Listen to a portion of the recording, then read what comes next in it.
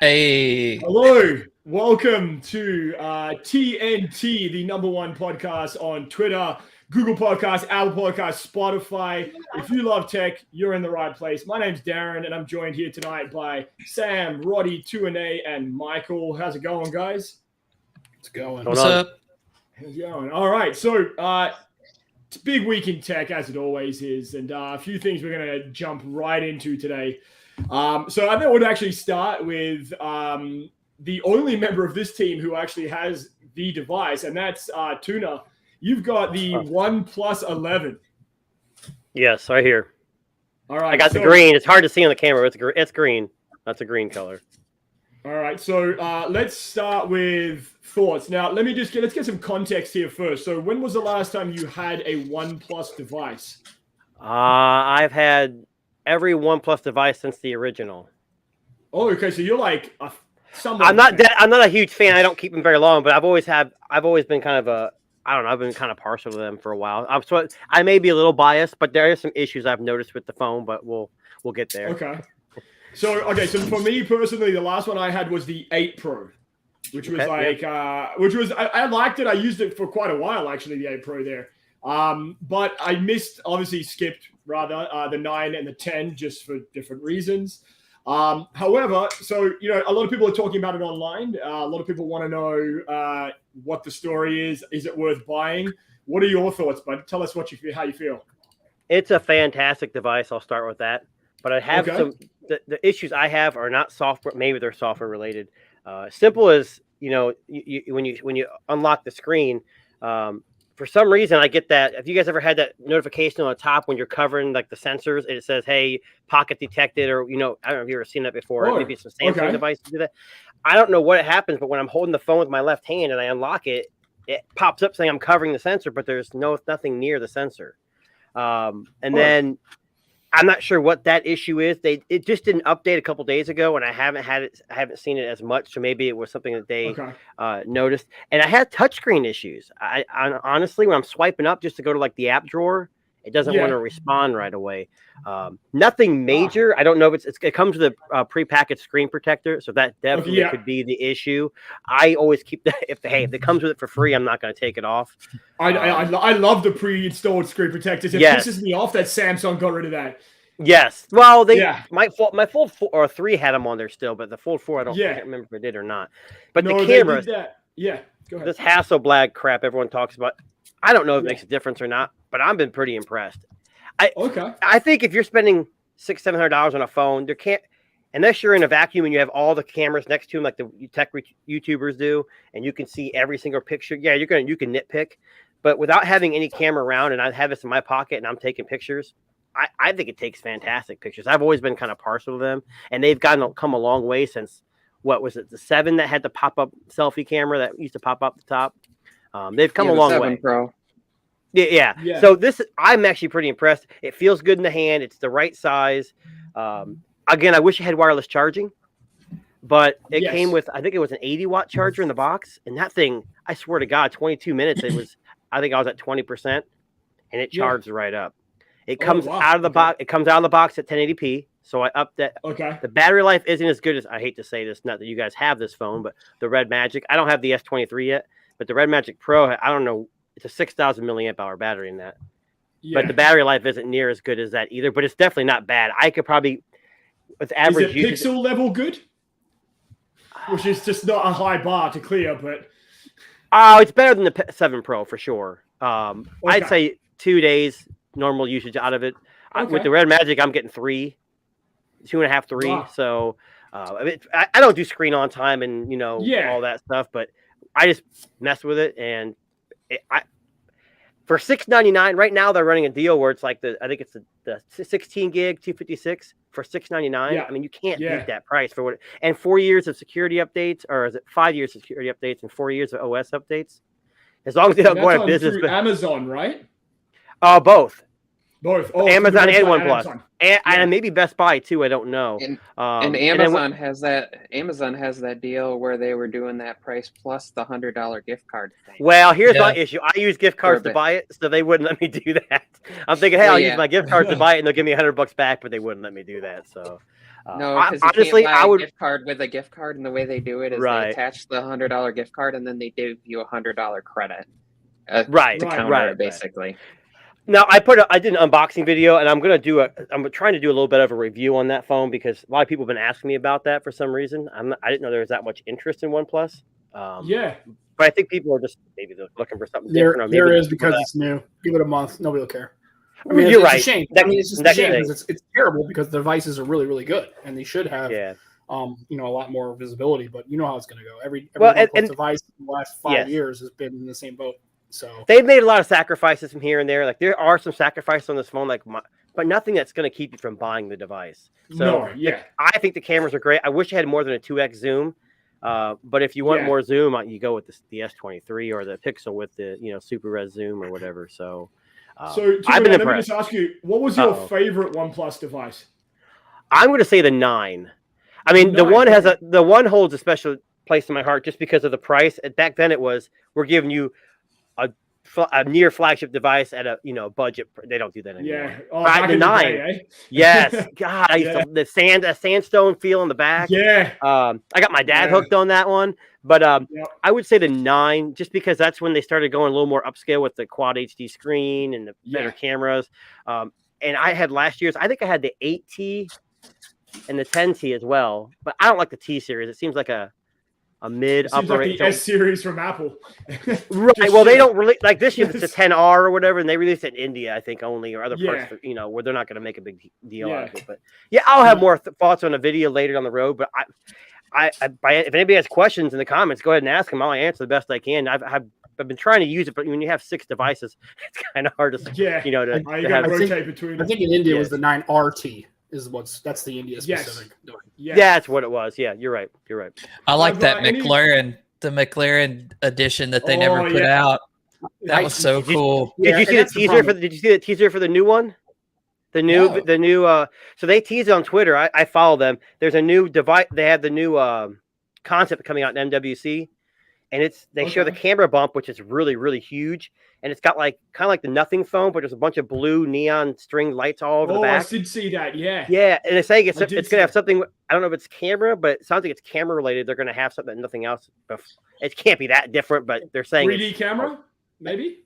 Ooh, I don't know. Everyone's going in 3D this year. ZTE is doing that 3D tablet and stuff. So I just hate OnePlus because of the schizophrenic ways they approach the devices. Okay, we're taking the alert slider, then we'll give it back. Then we're going to give this no wireless charging. Now you're we're right. Wireless charging. Now we're going to have and then the McLaren comes out for 1 year, and then they have the concept phone that never gets released. It's like they are infuriating. With the fact that they had a charging brick in the box. box. Have any? He did get a charging brick. An 80-watt charging brick in the box. I mean, you don't get that anymore. Hell, the one Red Magic came with a 65-watt. It's crazy. That concept phone they did was intriguing to me because of the electrostatic.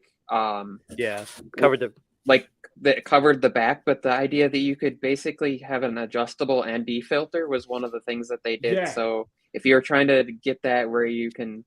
The actual for capturing water, so you could do the long exposures in the middle of the day because you could make it really dark, or then at night you could just completely open it up and make it clear, and some of the stuff the ideas of that, but then they never really released it. I'm like, that's why it's a concept phone. Yeah.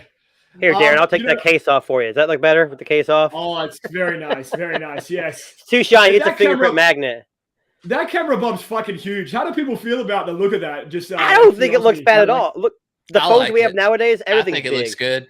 Yeah, I think it looks good. A little bit of the, it looks good. I like look at that. You dig? It doesn't look as good as the Pixel, but that Xiaomi one that they did, that's like the whole entire back of the phone, like half the back. The it's 12S Ultra, was it?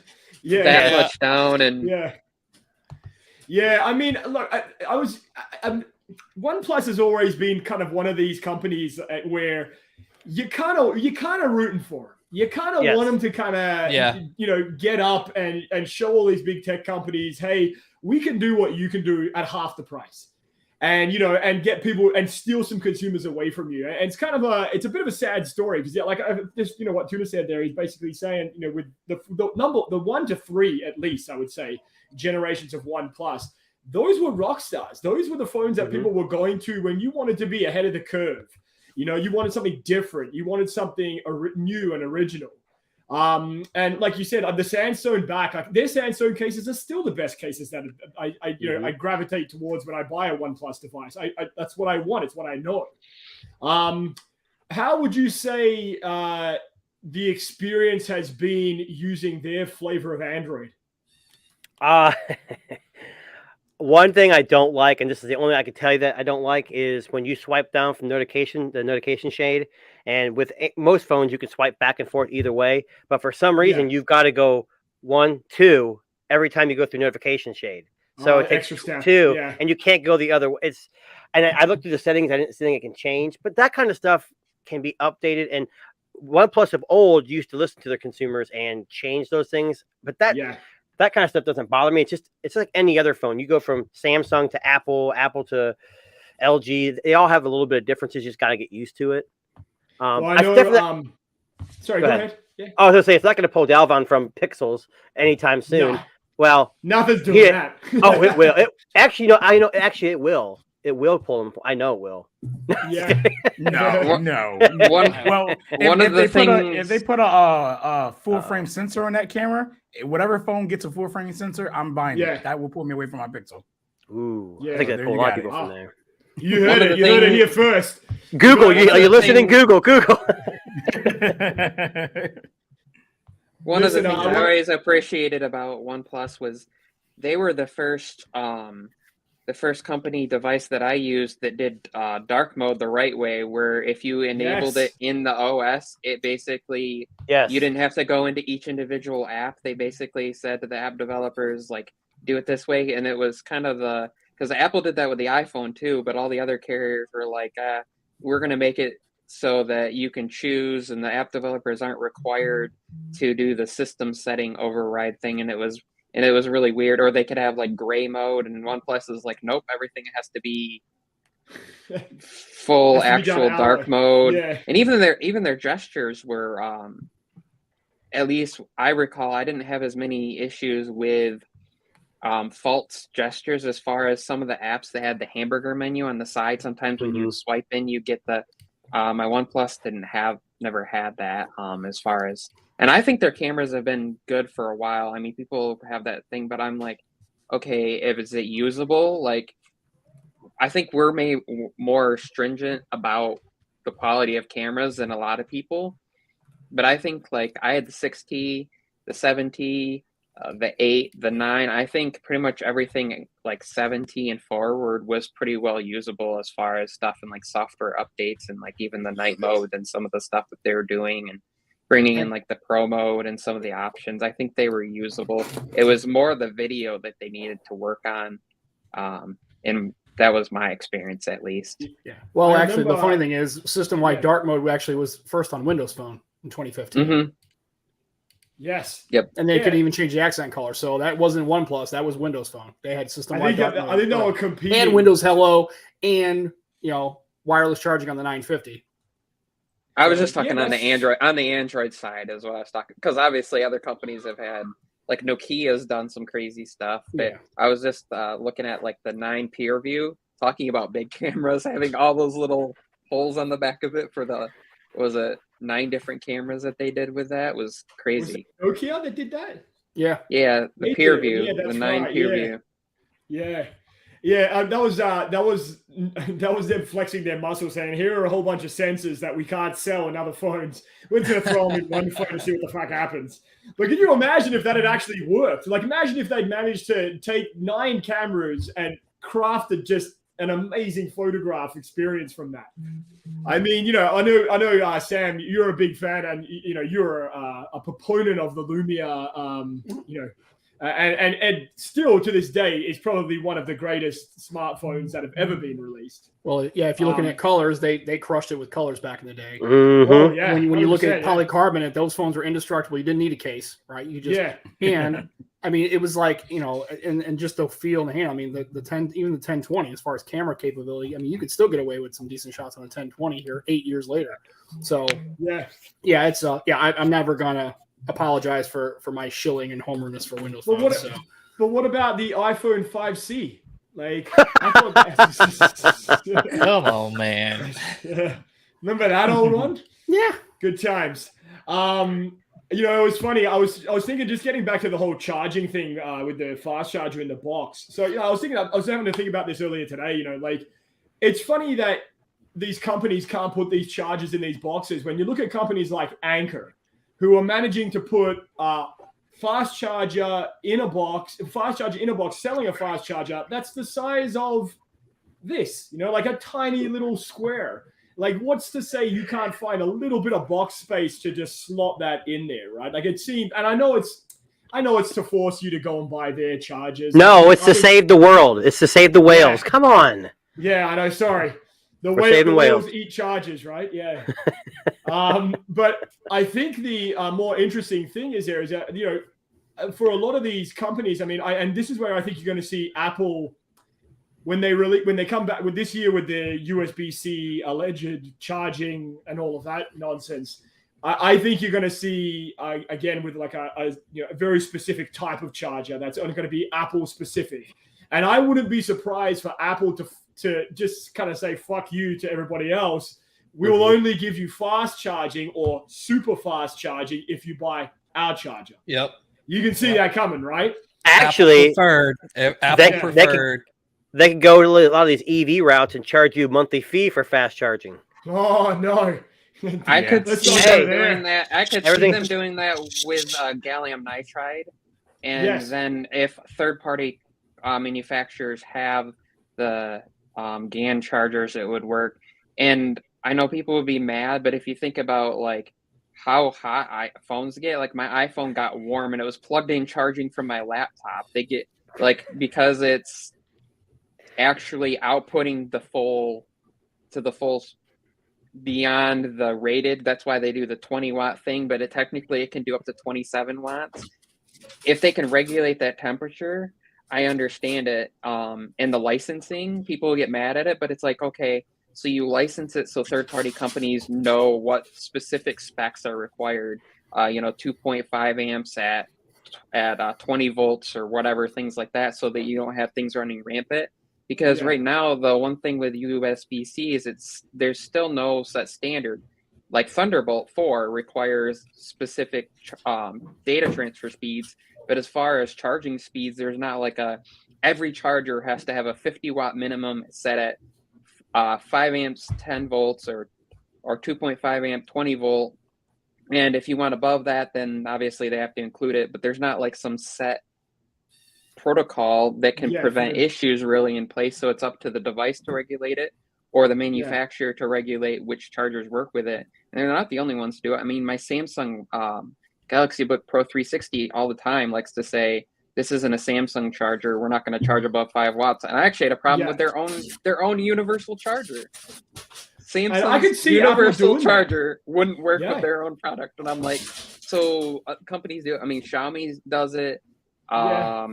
There's also OnePlus, up until the OnePlus 9, they were using their own proprietary thing, and then they offered USB-C PD, so you could use it. And I actually have OnePlus 9, 2 chargers that I was using, funny enough, with my MacBook Air, because it was the 65 watt charger, and the MacBook Air only came with the 35 watt, so I could charge it faster with a OnePlus charger than Apple's own charger with that. But they still have their own protocol where you can use a USB PD charger with their device, but it's not going to go the fast charging route. It's just, that's what companies do. So I'm just hoping to see it'd be nice to see an actual set standard. Yeah. So one of the things I just wanted to touch on now that Dalvon's joined us, he's having focus issues too. I'm just saying to Tuna, right. I don't know what's going on. I turned my head to look at my wife, and then it just lost me. I don't understand. I just feel that my camera, I'm so ugly that it's blurring on purpose. Like, that's the way I see it happen. I don't know what's going on. It's the selfie focal length that's been on Twitter all week. That's what it is. Yeah. Wow. Yeah, that's exactly right. Yeah. Wow. I'm not bringing that up, I swear. Wow. No. Let's not talk about that one. Let's move on. So Dalvon, I wanted to. I'm glad to hear, because you are the Pixel aficionado of our team here. And so today, Google has basically uncorked the Magic Eraser and all of their image editing software suite for other Android devices. What's your thoughts about that? Is this thing focusing on my microphone right now? You kind of a little bit. It probably is. There you go. There you go. Why? Like the contrast of it shouldn't even have focus on it. Anyway, before you go, Delvin, is it only if you subscribe to Google One that you can get it on iPhone, or is just downloading the app? So you have to pay for it. You have to be subscribed. Yeah. Okay, so that's a little bit of a pay window there. They're still gonna make money. Lost me again. Like I'm gonna go ahead and like. Are you in a witness protection plan? I don't know if you're witness protection maybe or something. You got to watch out or. I don't know. I just wanted to stay here, and I want my voice right here in the microphone. I don't know. It's just all right. It's on my eye now. It's on my eye, so we good. Okay. Yeah. It's two things about that. I think it's a bad move, and I think it's a good move. Like I'm neutral with that because Google need to have some type of exclusive features that will want to get people to be up here. Yes. And you giving access to Magic Eraser, and there's a lot of people talking about it and they want it, but they kind of like iffy about getting a Pixel because they're an iPhone user. Maybe it's probably easier for an Android person to want a Pixel than an iPhone person, but there's features that I hear a lot of iPhone users be like, I want that, I wish I had that, I wish I had that. That's the type of stuff that Google needs to have so they can pull people away to get their phone. Magic Eraser was kind of like one of those things, and now you're offering it to make more money. And that's where the good thing is for them, right? Because they're going to offer it under a paid subscription, so they're going to make money off it. But at the same time, if they didn't, people have to buy their phones to get it. So it's like I'm in between that. I think it's a smart move, and I think it's a dumb move at the same time, because eventually, people with Samsung phones and other Android phones are actually porting a lot of Google features onto those devices already, and that leaves Google with nothing exclusive, like nothing. So yeah, that's how I feel about that. I'm in between it. What about everybody else? Is this a bad move from Google, Roddy?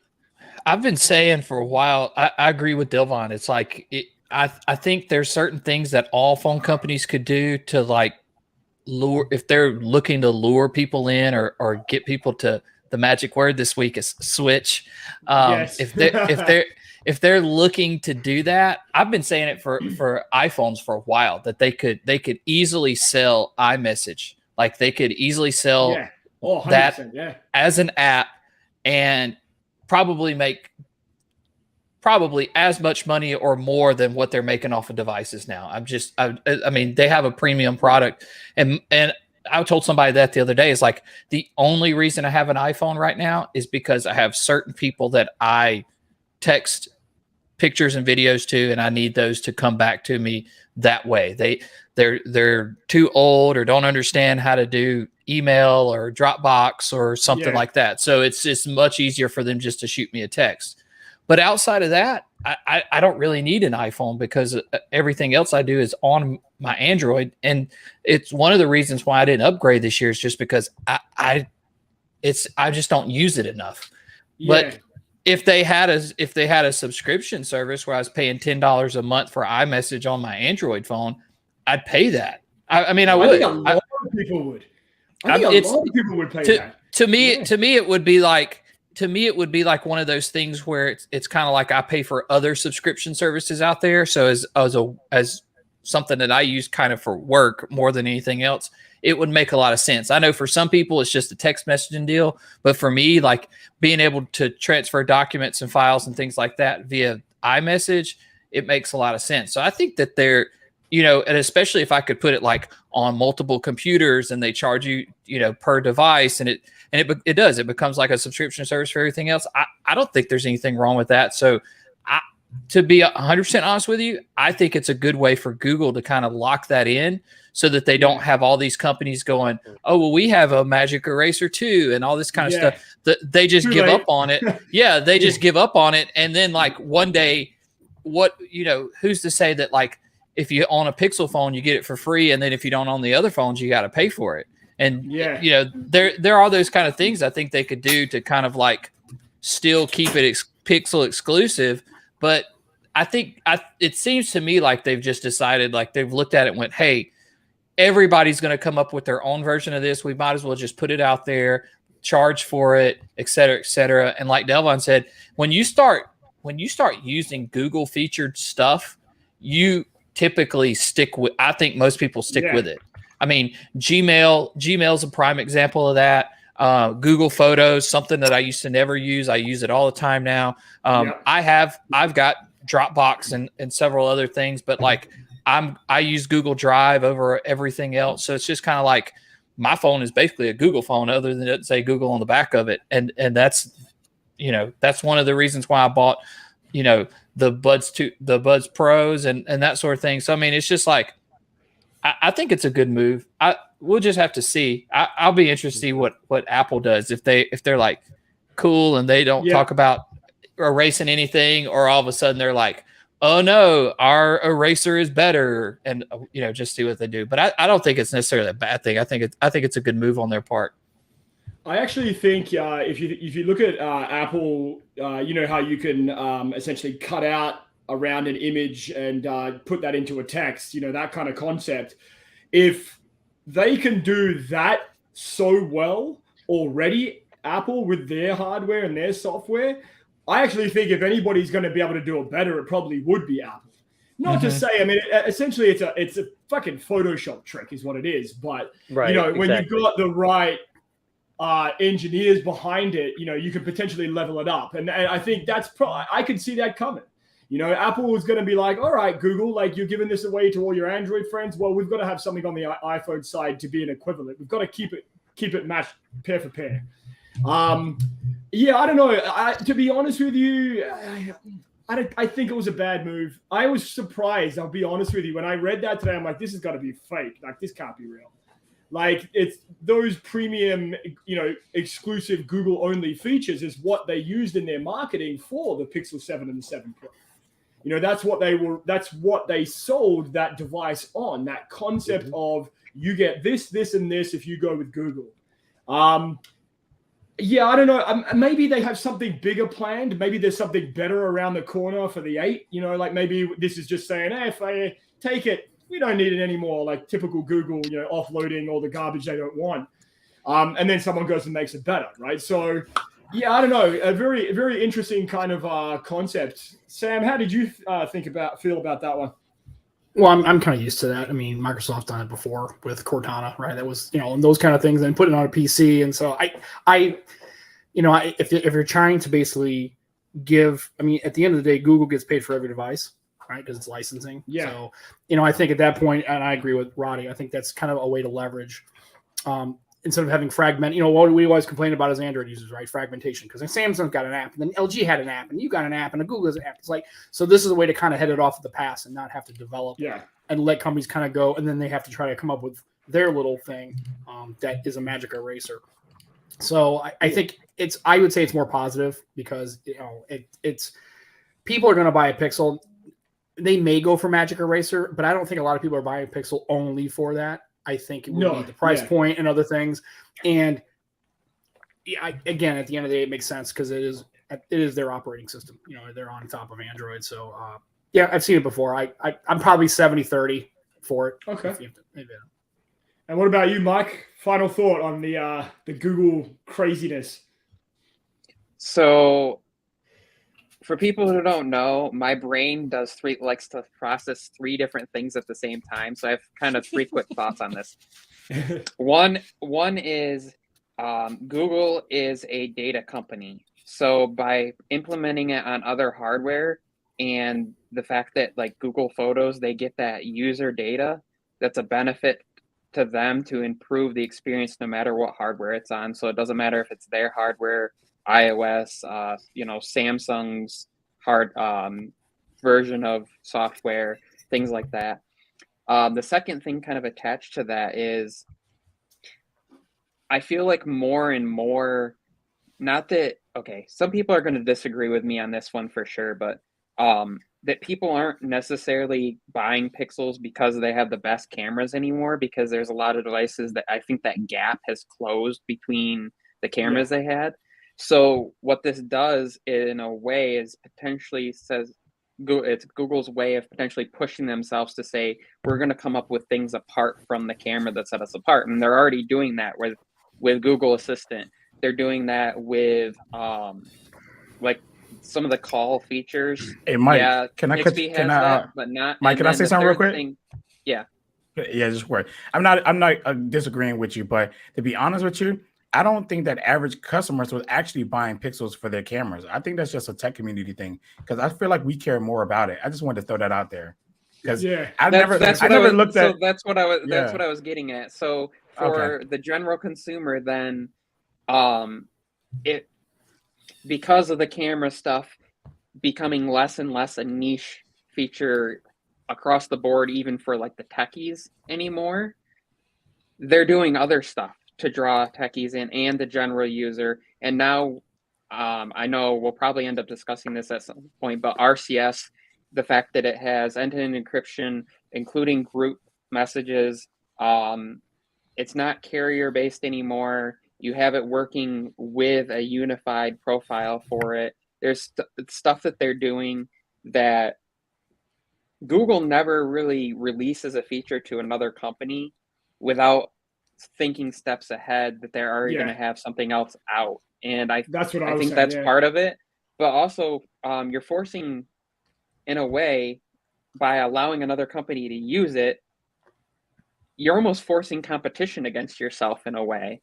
It would be like if Apple were to release iMessage then they have to compete in another manner. And actually, that's kind of one reason I think they should, because then it forces them to improve on other aspects.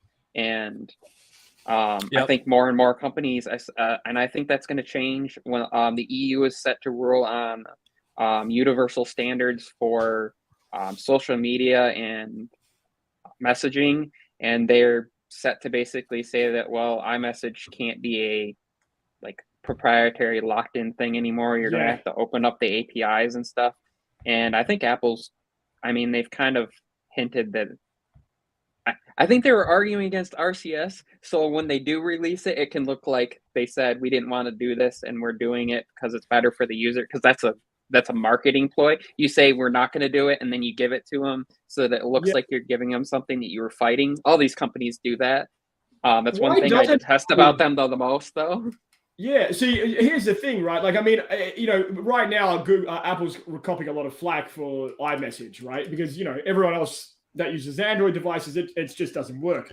And they're pushing this RCS standard, which, for those of you who are listening, if you don't know anything about that, look that up. But if Apple really wanted to say, hey, we like our shit, like this is our thing, they should release it as an Android app. That way it's in direct competition with the RCS messaging services, and then people can have either both or take their pick, right? I mean, I'm sure there would be, like Roddy said, there will be a lot of Android users who would happily pay $10 a month to use iMessage. I mean, we were talking just before we started the show about Sunbird. So Sunbird is a messaging app which promises your ability to be able to have iMessage and text messages. It's not just iMessage. It's like Telegram, Facebook Message, and all that. All the messaging in pretty much one app.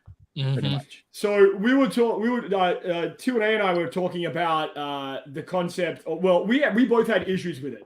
We were lucky enough just to try it this past couple of days, and granted, it was maybe just like the alpha version, but I had issues setting it up. So did he. And one of the things that kind of caught a bit of a red flag in our mind is how they go about authenticating your iMessage account. 2&A, do you want to talk a little bit about that?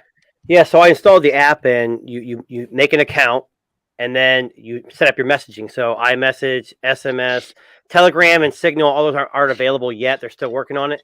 So you get to the iMessage, you put in your iTunes information, and it just spins. And then I look at my iPhone, and it says something Mac Mini from Montreal, Canada. Do you allow this? Now, when you're setting up the app, it says, make sure you allow this because our servers are in Montreal. So I said, okay, I allowed it.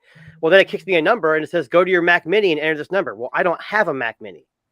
So I was talking with a couple people in the group chat, and I was like, what do I do? So I actually turned the iPhone off, tried it again, and it said, hey, we sent a number, type it in here. So I turned my iPhone back on. Well, then the app started force closing. So I uninstalled it, reinstalled it, force quit, cleared data. And now every time I go to log in with my iTunes account, the app just shuts off.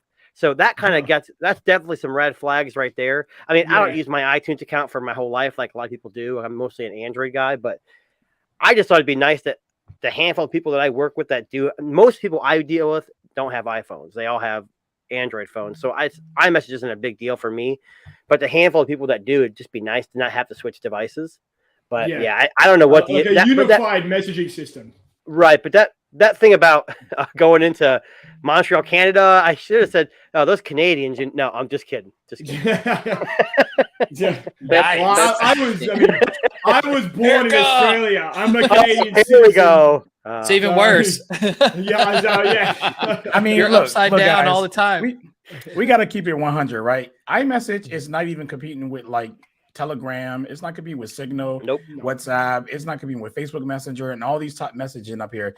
This is literally this whole conversation is about us talking about the US. Literally. That's it. Yeah, right. And I don't think that, people think that iMessage is really that important, but it's really not. It's really just kind of isolated here. Even if they opened it up on an Android platform, I still don't see it dominating or people paying for a subscription, because why would they do that when they got WhatsApp, they got Telegram, they got Facebook messaging?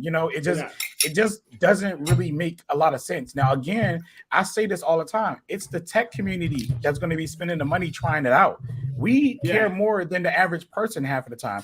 And then when it comes to the, I guess they say Gen Z, they're a bunch of kids and teenagers, right? Some of them don't got jobs. Some of them got iPhones from their parents, hand-me-downs, parents' payment plans. And now they got to, and if they have an Android phone, right, because their parents can't afford an iPhone, now they got to ask their parents, hey, can you pay for this subscription for me to be able to talk to my friends? And parents are probably not going to do that. I'm like, what's wrong with your phone?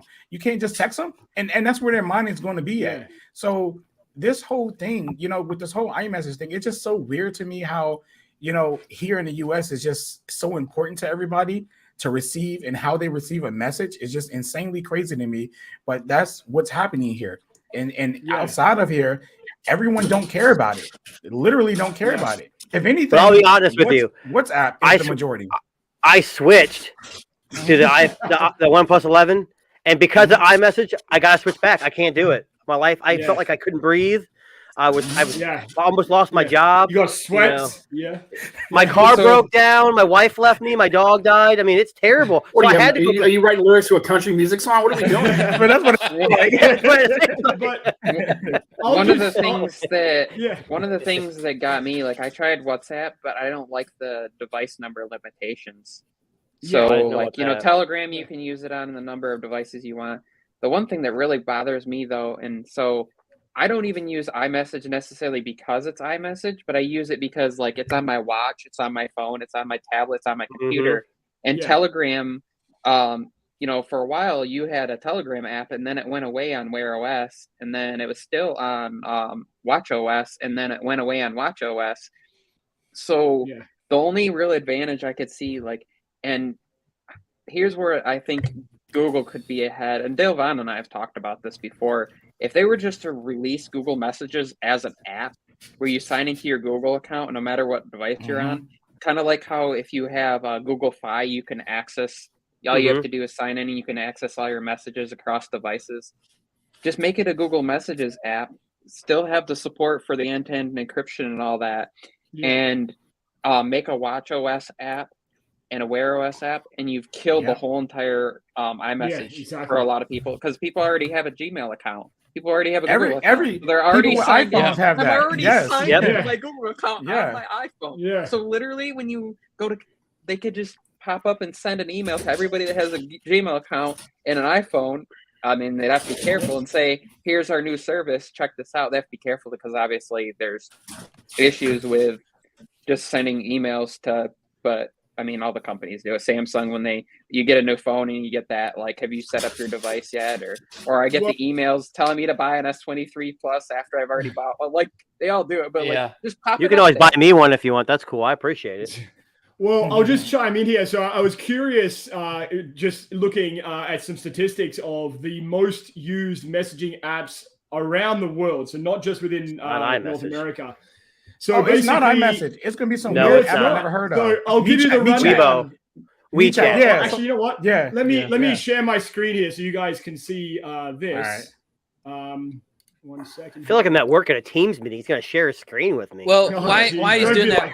Like So I want to say something, and this is going back to what Delvon said, because I was reading stuff the other day too about this. Is it said that of people that have an iPhone, and you were talking about Gen Zers, it says they only make up 30% of the people who own iPhones. So they're not a big group of people that are young that own these, but they're handing it down to their kids. When their kids get kids, and they're going to keep making it. Right. Yeah. Eventually, but they were just talking about how they were talking about iMessage and how it's adopted and this, that, and the other. And a lot of people think it's just kids. And does it influence, how they were showing like the two phones next to each other. They were showing the new S23, just the regular one, and the 14 next to each other. And they said it's more about the product and how it's being presented versus anything to do with any of the features or any of that. And they were just saying like, those Gen Zers just don't want to be seen with an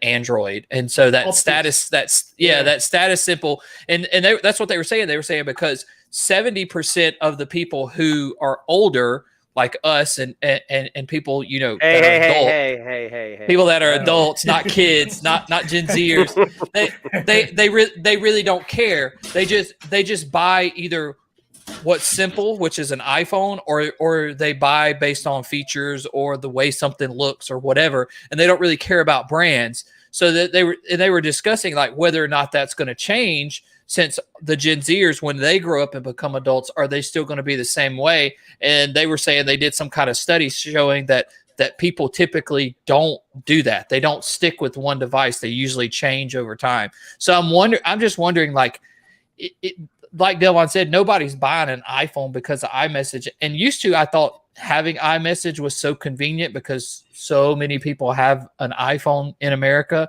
But now it's become one of those things where it's like, it's inconvenient for me. And so it's like, I really wish it would go away. But that's a preference thing.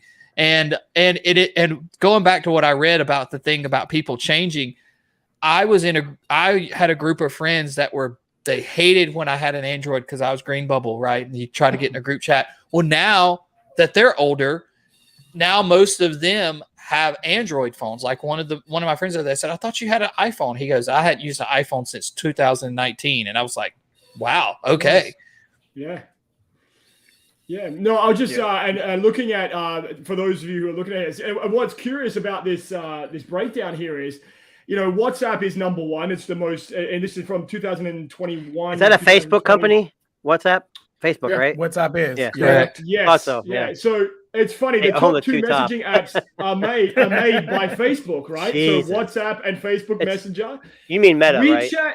Yeah. Meta, sorry. Yeah. WeChat doesn't surprise me, especially in a lot of Asian countries. That is their go-to for messaging. Like that's their platform. And it's built into like all the, like a lot of like the Xiaomi and Vivo phones have WeChat built in, like WePay is part of it, and that. So I'm surprised by Viber. Like I remember using Viber. I haven't used it in a million years, but like it's number 4 on the list. It's above Telegram. Yeah. Like, I mean, interesting, right? And I mean, even Snapchat, Line, like all of these ones, and then Signal right at the very bottom there, right? Like, I mean, it's a lot of some interesting kind of usage. I mean, I understand Facebook Messenger for anybody over the age of 30. That kind of makes sense. WhatsApp, it tends to be the hot and upcomer, the thing that the young people are using more and more. And that's because like everyone outside the U.S. use WhatsApp, and in the U.S. we don't. So and everyone also uses Facebook Messenger inside here, like you say, the older generation. But it's not even the older generation anymore. It's like anybody with a Facebook account is using Messenger. I be getting random messages from people all the time. Yeah, because everyone's up there. And the only reason why you don't see iMessage up there is because it's isolated to iPhones. Everybody don't want iPhones. the U.S. I mean, not the U.S. The country. I mean, the world is still dominated by Android right now. So until that changes, iMessage will never be up there, and people using third-party apps and stuff. And from what I heard, and I don't know how true this is that the U.S. data is free, and our messaging is free, like SMS.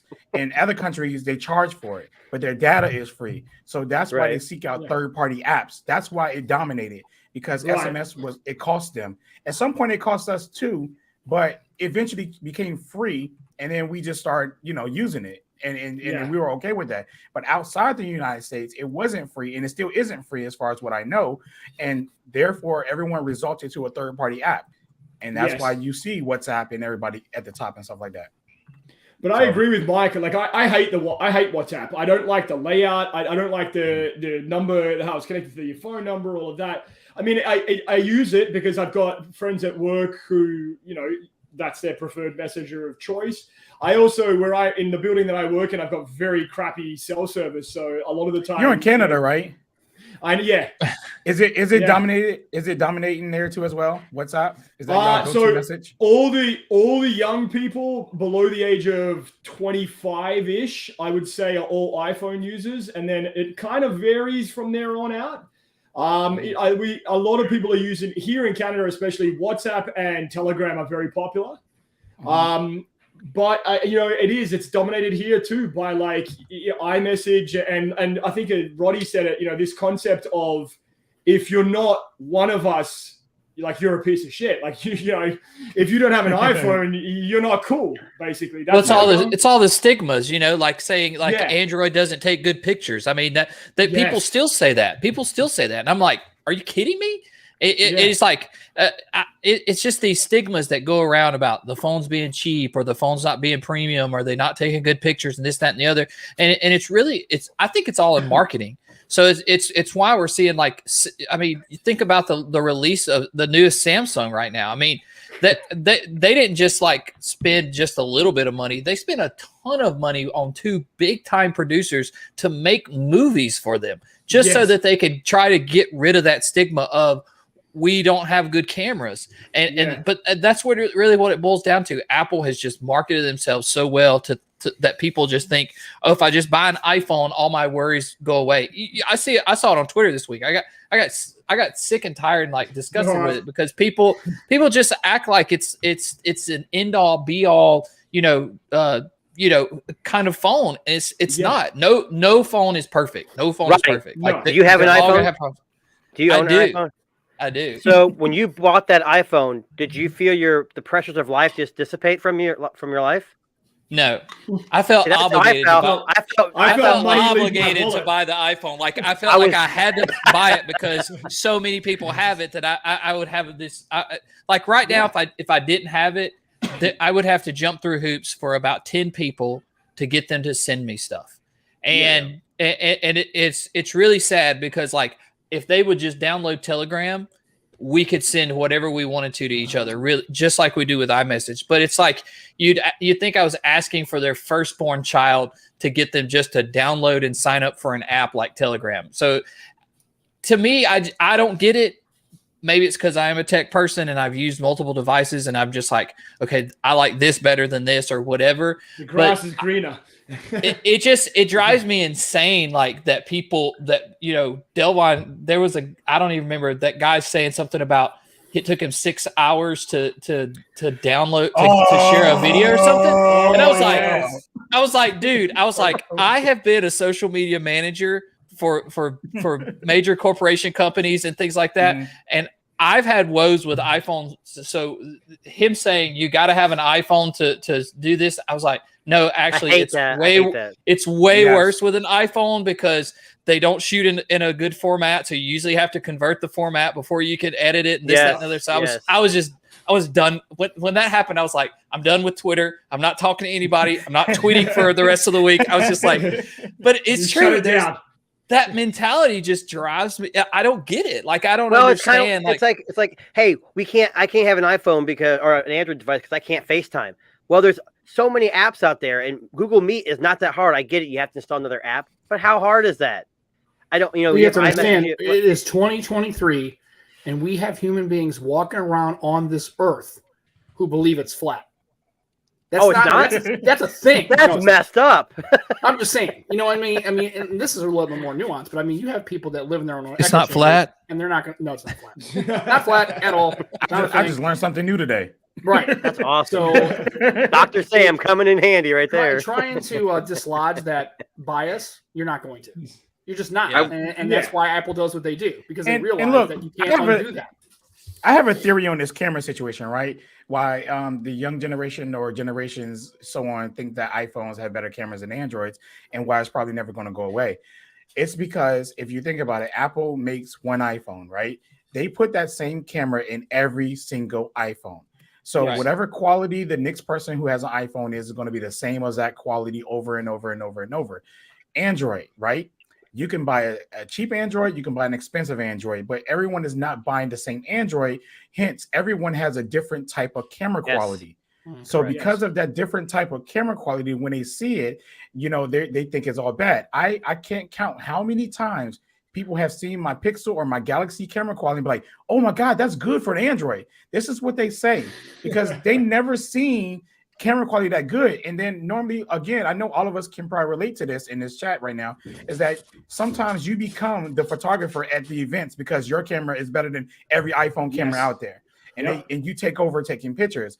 But it's, again, everyone who uses an iPhone is using FaceTime and they're using it for pictures, and the quality is the same from every iPhone to every iPhone because because Apple is using the same camera on all their devices. So people get in this mind that the cameras is good for everybody.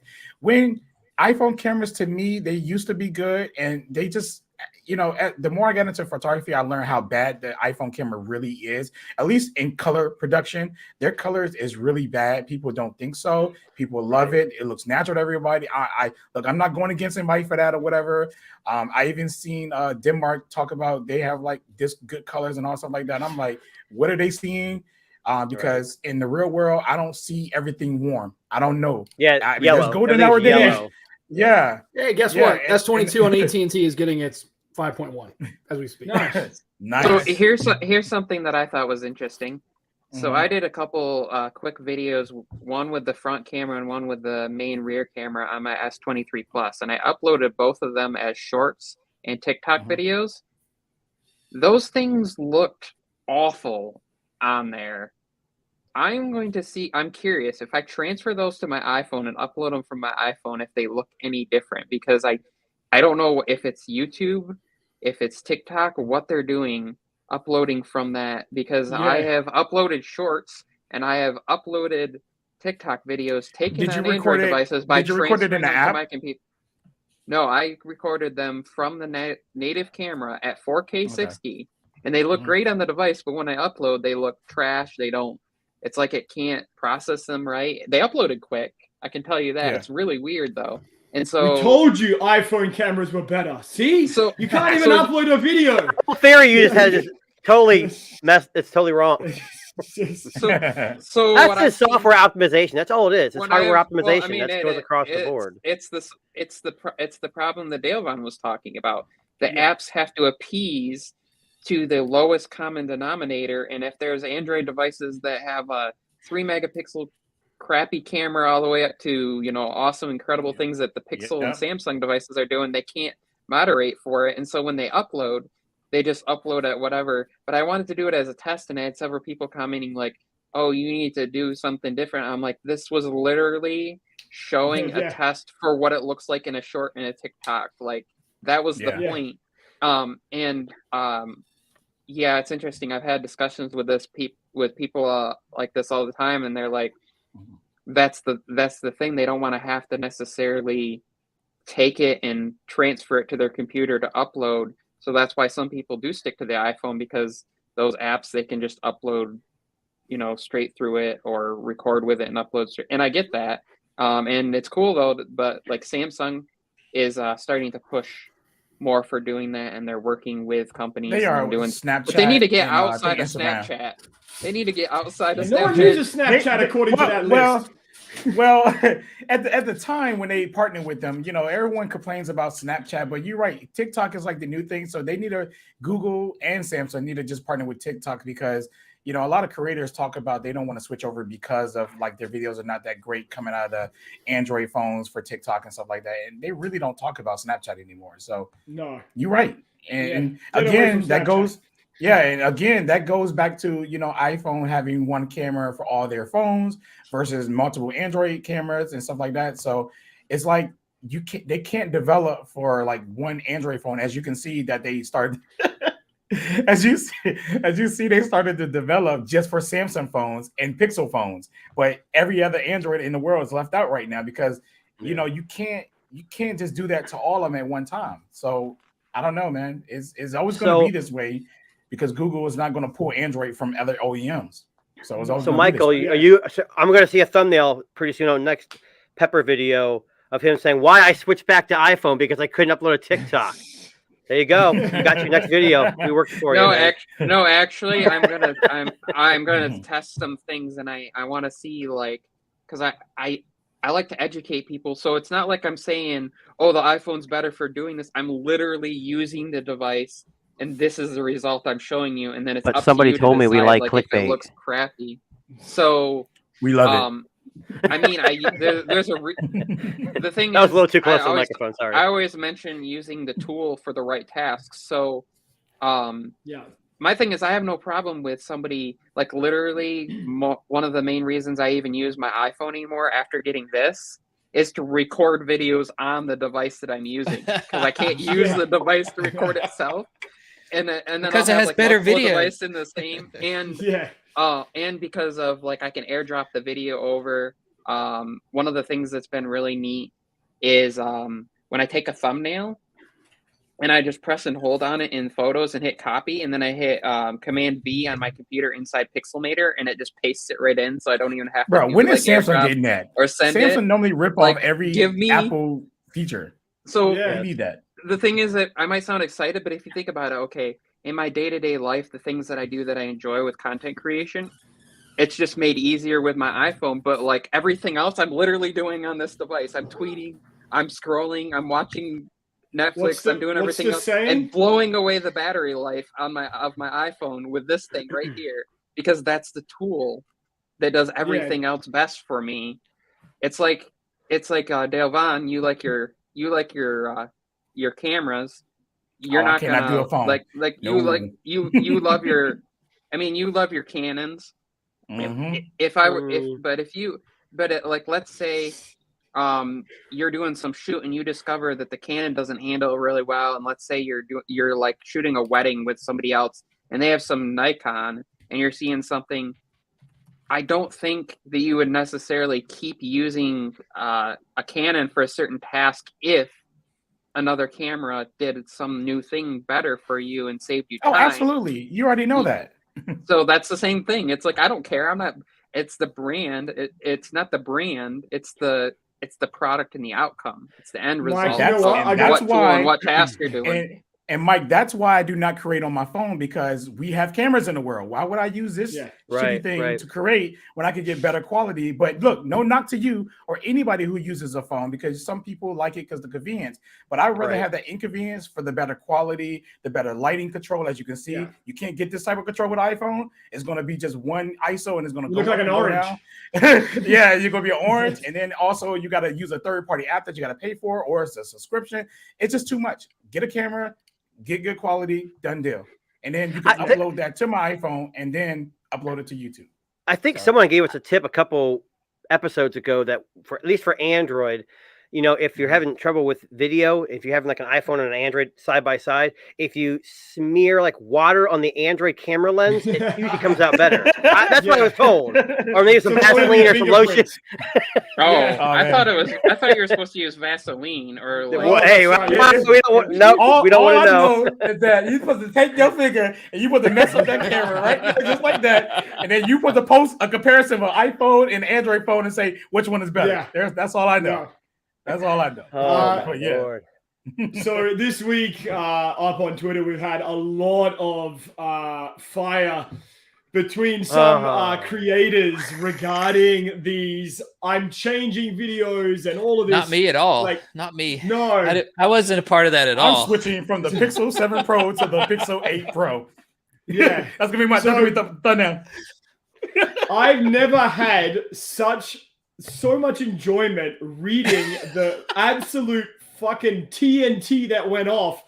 TNT that went off between people this week on Twitter, especially. I don't understand why we got so. Look, I mean, I think it's like a catch-22. People make these clickbaits because they want views. I get it. You want to have views, but the other side of it is you want to be honest. So to me, it's kind of like I was on the both sides. It was really funny watching it, and I'm not going to mention any names, but I just saw a tweet today, and the person's like, "I'm done with the tech community. I'm totally." Come on, just take your lumps and let's move on. I don't understand why we have to be. We're all doing the same thing. It's just different how we get there. So that tweet was not related to that. Okay, good. It was related to another situation, and I was actually involved in it. I had made a comment in a live stream, and he replied, and everybody took it wrong, not understanding that T and I have a different, like, I've been around him for a long time, and I understood what he meant. They took it in the wrong context. He actually messaged me right after the stream, and it was like, I hope you know. And I'm like, I said right away that I didn't take offense. Here's what goes on in the tech space.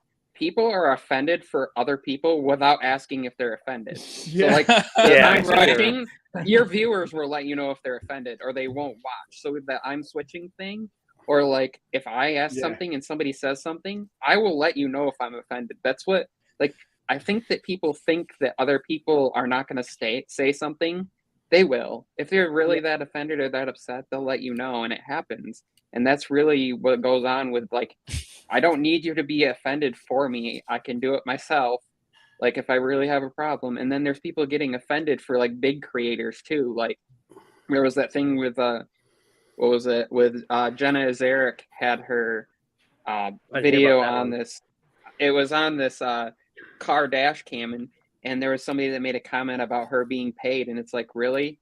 Yes, because the cost of that dash cam is not enough for her to sustain her life, and like people got offended. I'm like, if she had a problem, she's gonna say something. Like, we don't need everybody to stand up for other people. If they have a problem, I'm gonna say something. If I have a problem, if I was on Sam's podcast and he said something that offended me, I would have let him know. If I'm on this podcast and Darren said something that offended me, I'm just going to flip him off and walk away. No, just kidding. I'm going to let him know. But I guess my question is, if we're talking about, how offended can he really get? Yeah. You know what I'm saying? It's like, I'm a Bears fan, but I don't get checks from Hallis Hall. Like, the Bears aren't sending me money. So the Bears can lose every game for 10 fucking seasons and I'll still be a fan. But I mean, if I make it personal, like Michael Pepper is on Mike's show and he's an idiot because he uses this, then I've crossed that line. Right. I'd probably agree about straight and just laugh. And I don't understand. Honestly, I don't give a flying fuck what anybody thinks. Who gives a shit? You know what I mean? Right, exactly. I agree. So what? But I mean, if you make it personal, well, then you can take offense to it. But I've had people take shots at me for 47 years. I mean, why would I get offended? I mean, even as a kid. I mean, I was like a little kid and people take shots, picked on me and stuff. I mean, it's like, oh God, you can't fight every fucking battle in your entire life, and you're gonna go stir crazy for it. You just gotta go, whatever, man, fine. I don't care if you don't want to come on my show. Go fuck yourself. I don't. But if you're a big YouTuber, one person saying something, who gives a crap? Move on. Exactly. You're making your videos. Yeah. You're not gonna have not everyone's gonna like you. It's like the president. Not everyone's gonna like the president we have. Not everyone's gonna like the phone you have. Just let it go. So buddy, I just shared a tweet a second ago, and I posted this. What was it? The 12th of February. I said, why are so many people on Twitter worried about who hangs out with them and is loyal to them? These are not your real friends. Move on and stop being a loser. And, while that's, maybe harshly worded, but that's kind of what it boils down to. These influencers these content creators, whatever you want to fucking call them, these people, like you said, Junie, no, you can't please everybody. You just can't. Everyone's always going to have an opinion about everything. That's human nature. But when you get your nose bent out of joint, when one person says something to you and, I'm leaving Twitter, you're packing your bags up and you're fucking heading out the door, like, fuck off with that shit, because you won't. You'll be back the next day. You'll be bitching about the person who fucking put you in your place. And then, the world starts all over again. But again, I agree with you, Sam. Like, who cares? Well, when I quit Facebook, I didn't broadcast it. I just went in there, and I just deleted it. I didn't tell anybody. Yeah, then I had people a couple days later going, "Hey, man, I noticed that you're not on Facebook." I said, "Yeah." Oh, you weren't going to tell anybody? Yeah. I don't owe you shit. I mean, people broadcast because they want attention. They want attention. That's right. That's right. That's the problem. It's not about putting my business in the street. If I was done with Facebook, which I am, and I still don't have Facebook. I'm never going to have it. But I don't have to sit there and kind of just, get that engagement. It's like, well, I'm going to switch to an iPhone.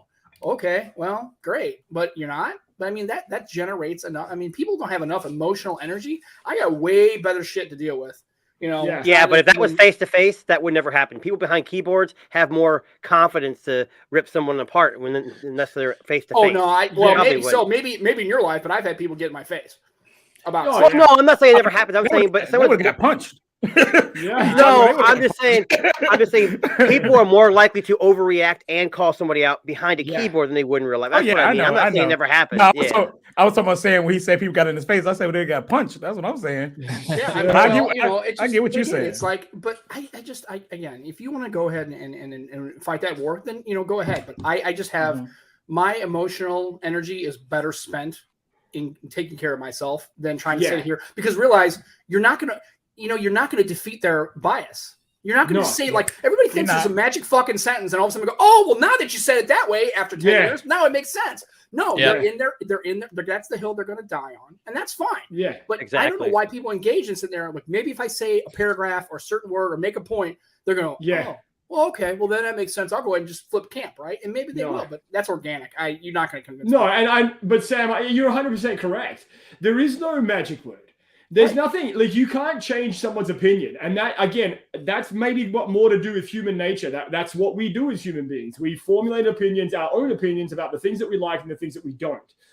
But they try and try in the comments section. They try to kind of direct it right at this person. At the end of the day, again, you can say what you need to say, and either they're gonna fucking say "fuck you," I'm not paying attention to you anymore, and go on their way. Or they might eventually one day see your point of view, but it won't be today. Yeah, it's an organic epiphany, right? It's you deciding, listening to enough data and reading enough stuff. Maybe you go, okay, well now are we playing peekaboo over here? I'm not sure what's going on. Well, we're doing something. Joe's like, no pictures, no comments. I got nothing to say. Y'all got that nice shot of that Spider-Man back there, though. That's all. There you go. Focus on Spider-Man. Who's I saying? Focus on everything but you. It's crazy. But me. I'm right here. Is that Sony or is that like what are you using? Sony? Canon? It's a Canon. Yeah, maybe I need more. Eye tracking is just picking up the wrong eyes. Maybe there's a lighting thing. Yeah. I don't know. You know what's my favorite thing about social media and Twitter is?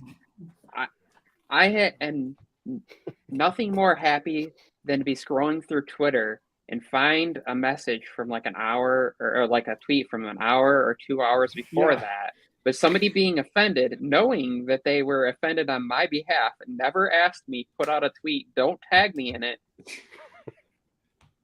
There's nothing better than being offended on my behalf without asking. Don't worry, Michael. Like, you got a bunch of people in it's funny. The Pepper Gang are going to sit there and step to it and get the thing is, on a battle. You've done something right when people are offended on your behalf as well. Yeah. So that's like, okay, cool. You're gonna like, or the craziest thing though was when I got the Samsung Galaxy Book Pro 360 and I put out a video calling out Samsung for their marketing and how they marketed it as like being as easy to set up as a phone and being able to like edit 4K video on it, and that I did all that stuff and I showed you couldn't do it. And somebody said that Samsung should sue me for like slander or something. And I was like, good luck with that. Do you not know what slander and libel actually mean? Goodbye. And I muted them. I was like, that mute button's great because they can comment all they want and they won't know. I've never muted anybody. They can have all that. You're fine. I've never muted somebody. I've never blocked somebody. I've never blocked anybody. I've had from channel. Like my videos are terrible and I get a lot of really shitty comments, but I'm like, okay, I actually respond back. Hey, thanks for the feedback. I'll take it in consideration. That's all I say. Yeah, because you're not going to win that argument. You, I'm sorry for those comments. I'm just trying to inspire you. No, none of them are from me. Oh wait, no, I get it. My subscribe count doesn't go up; it goes down. So, well, I'll say this. On my YouTube channel, I did have to block one guy because he kept begging me to buy my laptop. My Twitter account, I have a long block list. Yeah. Personally, the more that I got into this YouTube and the brands start sending me stuff and they love my photography, they love my advertising and everything like that. Yeah. I've learned that every comment that I get doesn't need a response. And I try to only talk positive on my account because I want my account to look professional, especially if I got brands looking at me now. That's true. I get that. Up. So it's very important that I keep it 100% professional. Sorry. So I do not argue with any of these people anymore at all. I don't even get into that or whatever. But I do have like soldiers like King that's not in here today who will step up and say something in my behalf because he knows all the time. But like, look, King, I don't want this drama. He's like, I got you, homie. I got you. You know what I'm saying? And he go do his thing or whatever because, he missed I don't give a fuck, But with that being said, is that I just try to keep everything 100% professional. And a lot of people do say things and they want to trigger you. And it's like you want to say something, but you already know that you're not going to win. They're not going to win because they're going to try to change you. You're going to try to not really change them. You're just kind of like giving your opinion, but they look at it as if you trying to get an agreement out of them because they don't see it the way you see it. So when it comes to a lot of this tech, I'm more neutral grounded. I never call myself unbiased or anything like that, but I try to respond unbiased with everything that I do. I try to keep bias out of it. Everyone knows I love my Pixel. And if you ask me what's the best phone on the market, I'm going to say a Pixel. Is that the real reality of it? No, I'm very aware that it's not the best phone out there or with hardware, but it's the best phone for me. And I'm not being biased towards it. I'm not going to sit here and say that this is the best phone. I would say this is the best phone for me. That helps me keep that from being unbiased about it. But it's always going to be my go-to, and there's my focus again. My camera, it don't love me today, and I got to do a video right behind that, so I hope it don't mess up. Like that's the same thing with a car. I'm not a big Ram fan. I'm not a big Chrysler, Daimler, Chrysler, Fiat, Chrysler guy. I'm not. But if you bought a Dodge Ram, cool. All right, fine. You like it. If you like the car and you spent 60, 70, whatever thousand, then fine. Okay, cool. I don't rock like that. I have a Mustang, and you can call me a shit stang or whatever. You can make fun of me because it's only the EcoBoost 4. So fine. I don't give a shit. Here's the thing. It's my $25K, and I get to drive the fucking car. So I don't give a shit if you don't like it. And if you could buy a Tesla, cool. I don't. But if I had $100,000 to spend, I'm getting one of those new dark horses that's coming out. Those are badass. I'm not buying a Tesla. That's just not happening. But that's me. If you ask me what's the best car in the world as far as fun to drive, I've never had more of a fun experience operating a car than in my Mustang. Definitely a Yugo. Best car I've ever owned. Definitely a Yugo. But it's not going to be snow. I can't really put 4 people in it. But again, to actually live in a world where I see that Roddy is going to go to see the Challenger and going to go see the Dodge and go, Dodge sucks. Cool. You're a fucking shill. You're a dork. Why would you go do that? I mean, why do you even live in that space? I'm like, I wouldn't go to the show because I'm not interested in those cars, but he gets to go. Cool, man. Rock on. If that's what floats your boat and you want to see it, go do you, man. It's your money. It's your life. And I don't have to make you personally feel bad or have to throw shade at you because you choose a car brand or a camera brand. I think that's just, God, it's just so, I don't have the energy for it. I just don't really care that much, honestly. I like tech in general, so I'll go see electric vehicle. I'm not saying I'd buy one right now. I don't think we're ready yet, but I just like to sit in one and drive one and see what it's like. That's I've driven one. They're cool, but I've never driven one, so I test drove one and I was like, I'm not ready. Just not ready. If I had $100,000 to spend, I'm moving and then I'm flying out to where Dale Vaughn is, so he can take 5-year anniversary pictures for me and my wife, and I'm buying him a lens that focuses on him while I'm there too. We're totally out of focus all the time. I am not a video guy. I'm a photographer. Don't come at me, bro. Delvon, I have a theory. I have a theory that it's picking up. It's picking up on the eyes of the black and white photo behind your head. That's my theory. This one right here. The one over, right behind your head there. You can see it's a Spider-Man. There you go, that one. Yeah. I actually think it's picking up on that. You might be right. It could also be the movement from the screensaver on his computer because it could be throwing it off. Like the focus on bright.